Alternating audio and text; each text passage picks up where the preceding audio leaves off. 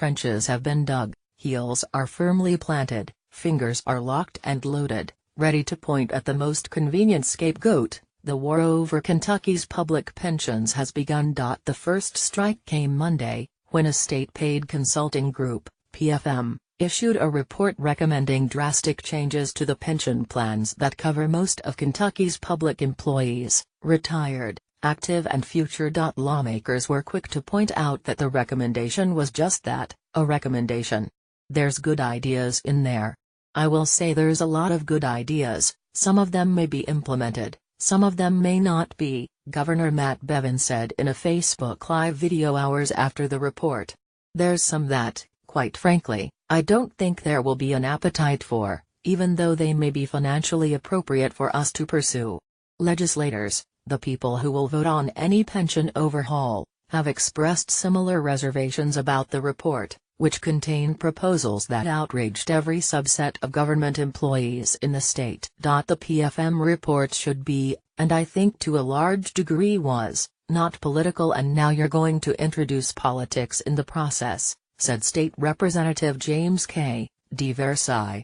And there are going to be winners and losers.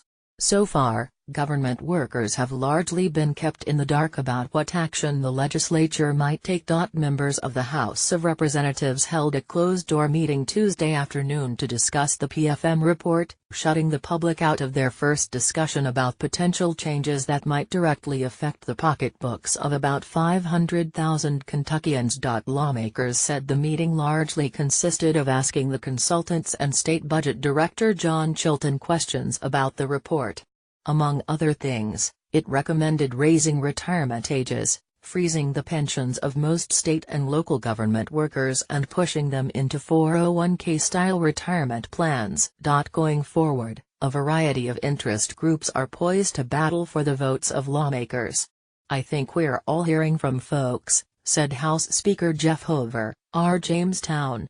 Look, we're all concerned about it, it affects every Kentuckian. I said yesterday that this issue is not just about retired workers or retirees, it's not just about current state workers or current teachers. It affects everything with regard to the state budget, and it affects every Kentuckian.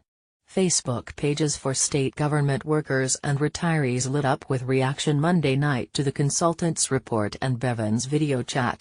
All of the groups have asked members to make their presence felt in Frankfort.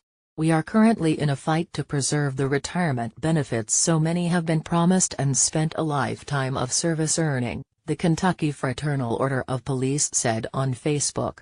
Please tell your state legislators to protect our pensions. The Kentucky Government Retirees Group posted a request Tuesday for lawyers to offer suggestions about how to proceed with evaluating and securing suitable legal counsel. The group has pledged to fight a recommendation that would take away cost of living adjustments given to retirees from 1996 to 2012, a change that would reduce the monthly checks for many in the state. Related stories from Lexington Herald leader: huge pension changes proposed for Kentucky's public workers. 1 in 5 Kentucky teachers could retire now. Will pension changes spark an exodus? Meanwhile, the Save Our Pensions PAC launched a television ad urging people to support pension reform. The group is a 501c4 organization that does not have to reveal its donors to the public, but it is organized by longtime GOP activists. The folks behind New Save Our Pensions nonprofit that's promoting Gov. Bevin's state pension changes are longtime KY-GOP activists. jcpic.twitter.com/rfipelzrcsp, Bluegrass Politics, at BG Politics August 29, 2017. Part of the reason government workers know little about what might happen to their retirement benefits is because no plan has yet emerged.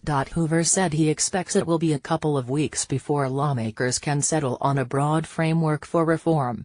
Then staffers would need 3 to 4 weeks to draft legislation.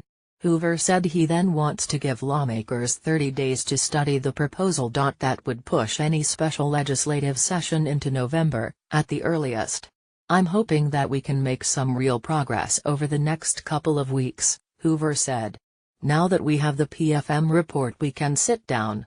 Obviously there are a lot of things in those recommendations that we just will not do and cannot do, but I'm hopeful over the next 2 or 3 weeks that we will take those recommendations and sit down and have good discussions and decide what we can do and try to move forward.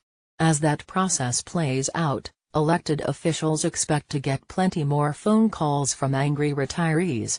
It's going to be difficult to get anything passed because it's just too difficult.